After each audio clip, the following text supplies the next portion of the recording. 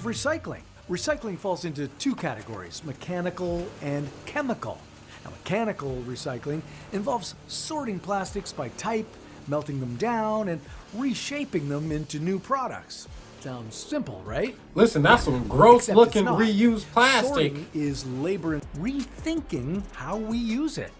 Their process is all about creating a circular economy where plastic isn't just thrown away, but recovered. Man, come on, man. Talk about a circular economy. Y'all be acting like y'all don't know. Lion King taught y'all the circle of life, okay? The circle of life. You get what I'm saying, man? This is a yin and yang.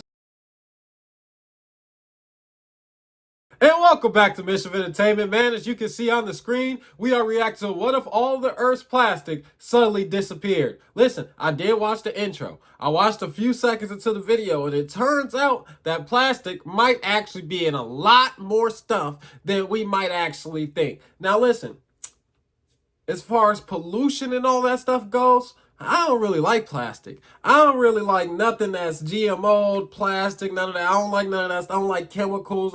Listen, for me, y'all should already know, man, especially because when you talk about plastic in the ocean and plastic effect on animals and the environment, all of that, to a certain extent, I wish we could just get rid of plastic. Can we just use something can we just invent something that's like biodegradable? That even if it did end up in the ocean, or it ended up in with an animal, or it ended up, as litter or something, it would be okay. And it would, like, I don't know, man. I feel like we should be more advanced than we are. You know what I'm saying? But we are here watching an educational video again. Today, I want to swing the block and do it again because I don't feel like I do this too much. So we are now back again on another video that's going to have a lot of facts, that's going to have a lot of interesting truths, a lot of all of that, man. Make sure you like, comment, subscribe, all that good stuff, man. We're going to get to what if all the Earth's plastic suddenly disappeared. How many plastic containers would it take to build a skyscraper like this? Would you move into an apartment building made from the same materials as your toothbrush, phone case, and water bottle? It might sound ridiculous, but the truth is, much of the infrastructure around us, from construction materials to power cables, depend on plastic.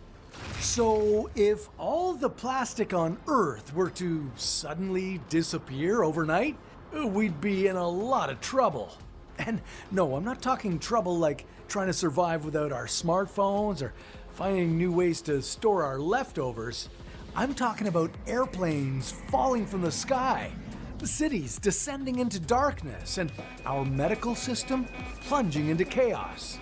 But at the same time, our reliance on plastic doesn't seem to be too good for us Exactly, either. exactly. Out of all the plastic we use on Earth, only 10% of it ends up being recycled. The rest ends up in landfills, incinerators, or, worst of all, our oceans. It's estimated that anywhere between 1 to 8 million tons of plastic enter our oceans every year, harming marine life, damaging ecosystems, and introducing microplastics into our food chain. Into our food. Listen, man, this is the only thing that just kills me about this. We got all this technology. We got all this, like, just think about back when we were cavemans. Like, we have so much more than back then, but it's like we're not using it. We should just do a little bit better. You know what I'm saying? Listen, the things we do, there's a cause and effect. It's always a cause and effect. You know what I'm saying? That's first of all, too much plastic, okay? And then like we affect our environment, and then it's infecting us. It's in our food.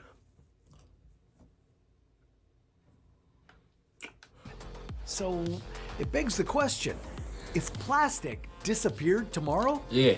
would it save the planet? Would it? Come on. Would it destroy modern civilization as we know it? Clearly, we have a love-hate relationship with plastic right now. Today, we use plastic more than ever.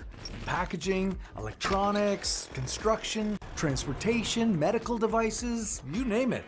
But the problem isn't how much we use plastic, it's that we haven't figured out how to reuse it effectively. We've poured tons of money into making plastic stronger, lighter, and more versatile for all kinds of uses, but there's never been the same kind of investment into what happens to all that plastic once we're done with it. Now you might think, hey, I always recycle my plastic, isn't that enough? Yeah, well, no, not exactly. Recycling plastic isn't as straightforward as it seems. Let's take a closer look at that recycling bin. In it, you might have a water bottle, a PVC pipe, and a styrofoam container. They're all plastic, but they're not created equal. Each type has its own chemical properties, and not all plastics are recyclable in the same way. Plastic items are categorized by resin identification codes. Those are the little numbers inside the recycling symbols. The lower the number, the easier it is to recycle. So a water bottle, a type 1 plastic, is relatively simple to process, but a styrofoam container, type 6 plastic, that's a whole different story. And just like there are different types of plastic, there are different types of recycling. Recycling falls into two categories, mechanical and chemical. Now, mechanical recycling involves sorting plastics by type, melting them down, and reshaping them into new products. Sounds simple, right? Listen, that's some gross looking not. reused plastic. Sorting is labor intensive and expensive. And contamination, like that blob of ketchup that you were too lazy to rinse out of the bottle, can ruin entire batches. But because of these limitations, only certain plastics, mainly types 1 and 2, can be recycled this way, while the rest end up in our landfills and oceans. The good news is that there's actually a solution to all these limitations. All right, come on. And it's That's not what I just like. a distant dream. Solutions. It's a technology that's already taking shape, but we'll get to that later in the video. First, let's look at one of the more dramatic proposals that's been floated around in recent years. Why don't we just get rid of plastic altogether? Just make it disappear. Yep. Well, as we discussed at the beginning of this video, that might be one of those ideas where you should be careful what you wish for. Imagine waking up one morning and something feels off. Well, your alarm clock didn't go off. Its plastic casing and circuitry are gone. Confused, you reach for your phone, only to realize it's vanished too. You stumble to the bathroom, but your toothbrush, toothpaste tube, and shampoo bottle are missing too. And that's just the beginning. Your fridge isn't running, its plastic components, shelves, and liners are gone. Milk cartons have collapsed into puddles on the floor. Prepackaged food is spoiled, and your coffee maker? Nowhere to be found. Panic sets in as you look outside. The entire city has gone dark. No electricity because our power lines failed without the plastic coatings that keep them safe. Planes fall from the sky, crashing because they've suddenly lost critical plastic parts. And hospitals? Total chaos. No syringes, no IV tubing, no life-saving medical equipment. Looks like we've been thrown back to a time before plastic. A time most of us aren't equipped to handle. You see, without plastic, society isn't just inconvenienced, it's paralyzed. So maybe getting rid of it altogether isn't the answer. All right, listen, man. I'm going to give it to you. You're cooked. You're cooked. I guess we just can't get rid of it. We can't bippity boppity boo Wizard of Oz and make it disappear. I guess we can't do that. Listen. But you did say you have a solution. So I'm going to stick in here with you. So let's get to the solution. If we didn't have to choose between modern convenience and protecting the environment, some serious cutting-edge solutions are being developed right now that could give us the best of both worlds. Let's go. And one of the leaders in this game-changing tech right now is right here in our backyard in Ontario, Canada. Oh, yeah. Let's go check right it out. Up there. Say hello to Aduro Clean Technologies. They're tackling the plastic problem head-on with an innovative process called hydrochemolytic technology. Unlike mechanical recycling, which just melts plastics down, HCT takes it to the next level. It's a type of chemical recycling that breaks plastics apart at the molecular level, turning them back into their basic building blocks. Here's how it works. First, they take solid plastic waste, shred it up, and mix it with water, a catalyst, and a hydrogen source. This mixture goes into a reactor where heat and special ingredients break the plastic down into smaller, more useful pieces.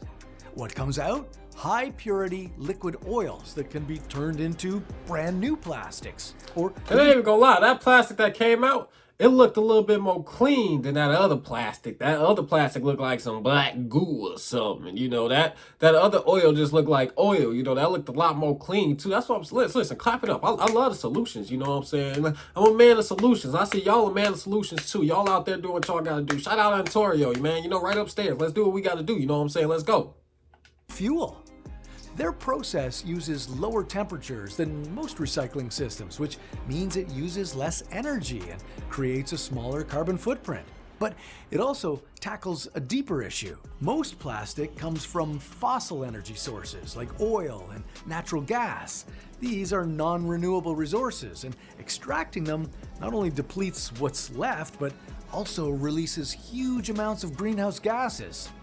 By reusing the plastic we've already made, Aduro's technology helps keep these resources in the ground, reducing our reliance on fossil fuels and cutting greenhouse gas emissions at the same time.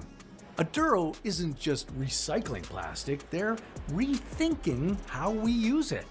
Their process is all about creating a circular economy where plastic isn't just thrown away, but recovered. Man, come on, man. Talk about a circular economy. Y'all be acting like y'all don't know. Lion King taught y'all the circle of life, okay? The circle of life. You get what I'm saying, man? This is a yin and yang. It always should be balance. Balance, you know what I'm saying? Balance. Used and given a second life. I know you're thinking, if this technology is so great, well, why isn't it a household name? Well, Aduro, after 12 years of extensive R&D and building their patent portfolio, is currently in full swing, scaling up their technology and building up their pilot plant this year. Good stuff. With 8 patents and closely guarded trade secrets, Aduro is moving from experimental setups to commercial scale operations. With the right support, this tech could totally change how we deal with plastic waste. Want to learn more about how Aduro is revolutionizing recycling? Well, click on the link in the description and see how you can be part of the solution. Okay, so what's the takeaway here? Well, just because something's causing problems doesn't mean getting rid of it overnight is the answer, because that could create even bigger problems. Let's keep that in mind before trying any other wild ideas, like taking our trash and throwing it into a volcano. Yo, what if we did just take all the trash and throw it into a volcano? You know, that was a good outro, dude. I ain't even gonna lie to you. I'm gonna give it to you. I don't like you trying to, I don't know, kind of. I feel like, listen, my job on this channel is to be the smart and wise one. You get what I'm saying? I'm the smart and old wise one. You get what I'm saying? He tried to hit me at the end with a little Jedi mind trick. Talk about some. Now, don't get any more crazy ideas. You know what I'm saying? Listen, just because you don't like something don't mean we can just get rid of it overnight. Listen. He said patience is key. Patience is key. Listen, shout out him. Shout out What If.